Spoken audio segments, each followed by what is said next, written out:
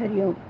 आज मंगळवार 4 जून 2024. सद्गुरू ब्रह्मचैतन्य गोंदवलेकर महाराज यांच्या प्रवचनाचा आजचा आभार. परमार्थात अभिमान आड येतो. ऐकूया त्यांचे विचार.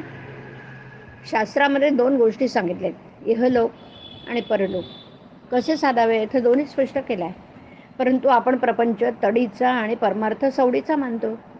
या दोन्ही गोष्टीत जाणत्याची संगत लागते. परलोक साधून देणाऱ्याला सद्गुरू म्हणतात आणि जो मनुष्य आपल्याला कळत नाही हे कबूल करतो त्याला सद्गुरूकडे जाण्याचा रस्ता मोकळा होतो.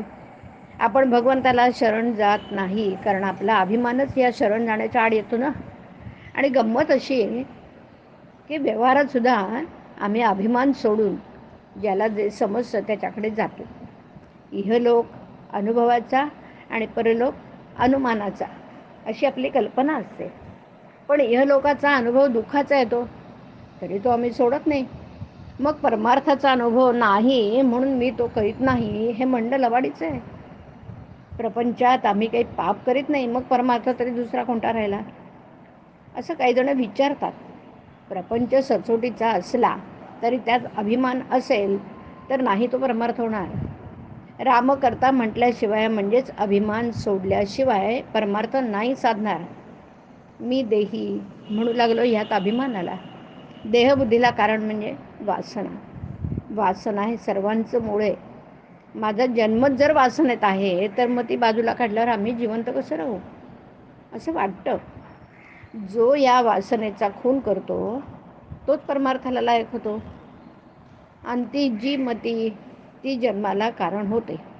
हे सगळे ज्ञानाचे बोलणे झाले पण प्रचितीने हे सर्व जाणावं. बायका पोरांचा त्रास होतो, मन एकाग्र होत नाही म्हणून बुवा झाला, मठ केला, लोक येऊ लागले, त्यांना जेवायला घालण्याकरता भिक्षा आणू लागला. पण भगवंत सर्वांना खायला घालतो हे विसरला.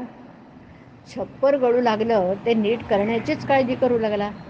मग घरादाराने काय केलं? असा बुवा होण्यापेक्षा प्रपंचातच राहिलेलं काय वाईट. थोडक्यात म्हणजे परमार्थ समजून जो त्याचे आचरण करेल त्याला तो लवकर साधेल. त्या माणसाला प्रपंच सोडून जायचं कारणच उरणार नाही. जगातले आपले समाधान अगर असमाधान ज्या वृत्तीने आपण जगाकडे पाहतो त्यावर अवलंबून आहे.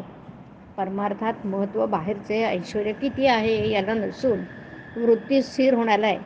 आणि भगवंताचं सतत अनुसंधान हाच वृत्ती स्थिर होण्याचा एकमेव उपाय आहे. परमार्थाला कोणतीही परिस्थिती चालते, आपली वृत्ती मात्र स्थिर असली पाहिजे. हरिओम. हरिओम तत्सत. हरिओम.